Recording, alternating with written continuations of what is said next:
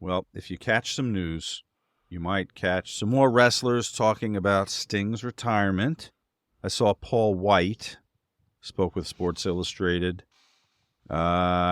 He said, somebody has to cook and somebody has to eat. And Sting taught me that core philosophy. I learned that my first job in a match is to get my opponent over, then get the match over. That's point A and point B. If you do that right, you'll automatically get yourself over. That's not you do your stuff, I'll do my stuff. It's bigger than you. Some guys only take care of themselves, and good for them. But the guys I respect most are the ones who make people better in the ring. That's someone like Ric Flair. He has to be mentioned. So does Sting. I couldn't have asked for a better influence early in my career. Who else weighed in? I know Darby Allin reflecting on his time with Sting. And he said, when he first was introduced to him by Cody, he said an hour before the show, Cody pulled me aside. He was like, all right, Sting's here. I want you to meet him before you go out there.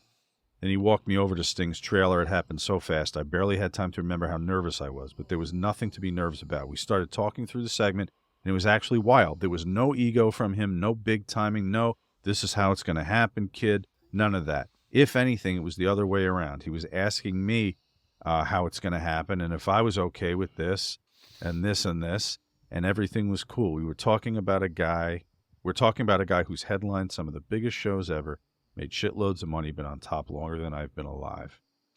It's insane. How is Sting so nice? So Kev, that was all in the news. So Kevin on Sting. Oh, I mean, Go ahead. you always remember. I talked earlier about Mike Rotunda, but Steve always would throw like a rollaway bed in his room, and he'd let me sleep on it for free. Um, just he was good to me, Like him and Lex sometimes would pick up lunches when we're on the road because they were making cash and I wasn't. But you know, the guys that are the partiers hang out together, and the guys that go to the gym hang out together. And they were the gym guys, and and on top of that, when I broke into the business, I trained at Lex and Steve's gym, Main Event Fitness in Atlanta, and my wife did also. So no, he's just and he was our star when I was there the first time. He was like I consider. I mean, Flair was. I mean, he was his foil, but Steve was by far the number one guy. So he was, but he was never. You would have never known it. Like he's always been very humble. He's always been very kind. Um, You never heard. Oh, I mean, obviously he's a clean liver. I can assume his liver was clean, but he lives cleanly. I Never mean, heard about him getting in trouble, right? no, but I mean, there's two Stings. There's the Sting now, and there's the Sting before Sting found Christ. So there was another Sting that was they'd like to have. It wasn't insane, but I mean, he's never been a stupid ass. He's Mm-hmm. always been smart, but like he partied a little harder, you know. Yeah. Okay. I never heard And road stories about him. no, well, he was always really smart. If he was going to have cocktails someplace, it would be at a Marriott that he was staying at. Mm-hmm. Like he wasn't going to be driving up and down the road drinking beers, and Mm-hmm. just wasn't that kind of guy. So it'll be Sunday, right? The final match will be.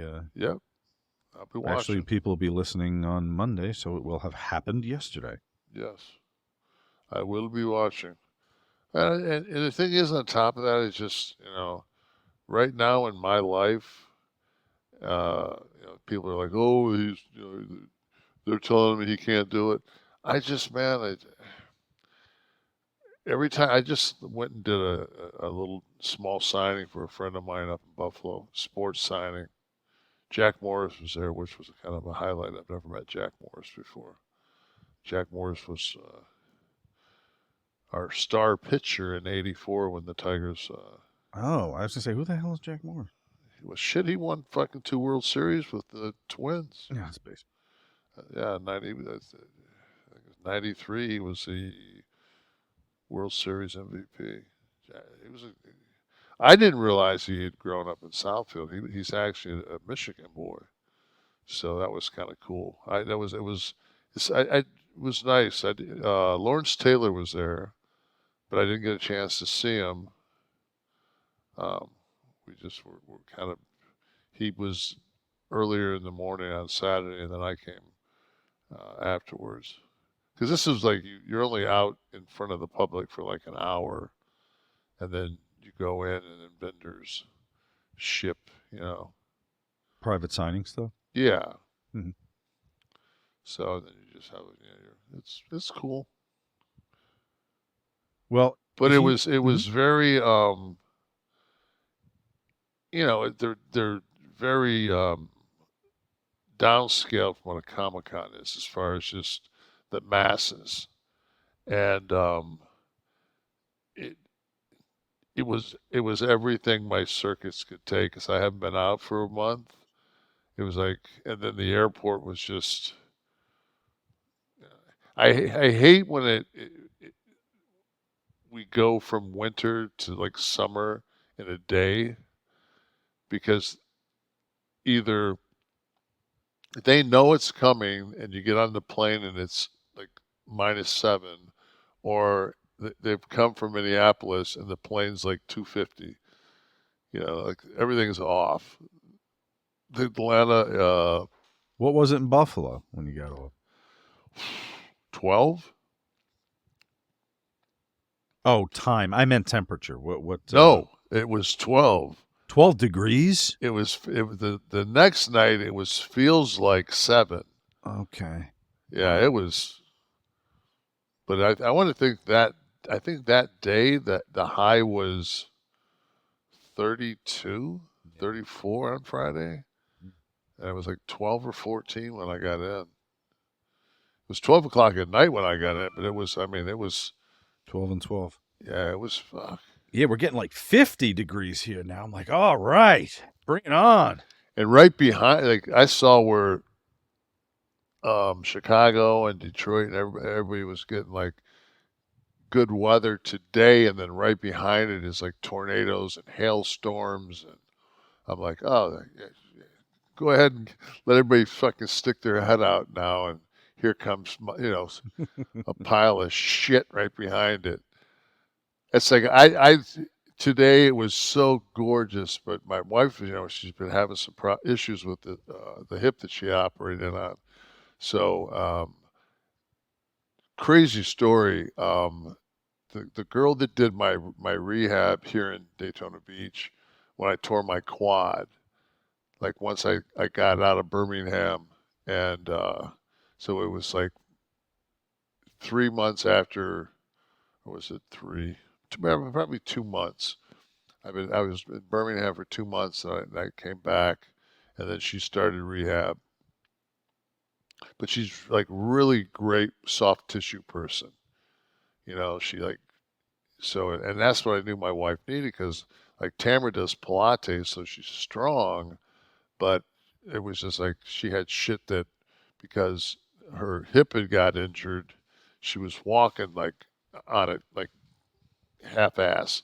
So her biomechanics were off and everything else. So this lady worked on her today, and it was just like, but I walked into the liquor store, and this lady said to me, she said, asked me a couple of questions, and then this lady walks into her physical therapist and says, "I ran into this big, tall, giant guy at the liquor store the other day. His name's Kevin." And she went, "Kevin what?" She goes, "I think it's Nash." And she was just like, and I haven't seen her in 17 years. Hmm. So I said to her, I said, when will you, the lady at the liquor store, I said, when will you see her again? And she said, I'll see her like next week. I said, I took a business card and I wrote my number on it. And I said, have her call me.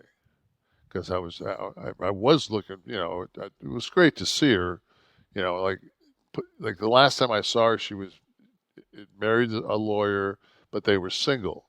And now she's got a 17-year-old kid. So just like, wow. Yeah. But anyway, she worked on Tamara today, so that was good that we found somebody here in town, and they take our insurance. Yay!